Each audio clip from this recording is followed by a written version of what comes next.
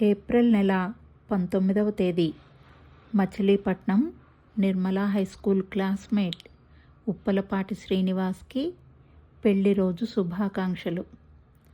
శాస్త్రాలను శ్రమీకరిస్తున్న శ్రీమంతుడివే కావచ్చు కానీ సన్నిహితుడిగానే సాక్షాత్కరించావు.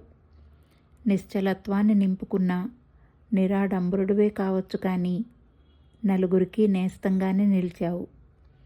వాక్కుకి విలువలద్దుతున్న వాంగ్మయుడివే కావచ్చు కానీ వినయంతోనే వాసిని గడించావు.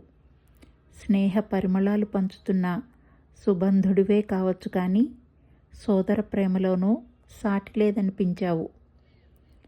ఉప్పలపాటి వంశాంకురంగా ఉద్భవించి కాలభైరవ ఉపాసకుడిగా వర్ధిల్లుతున్నావు.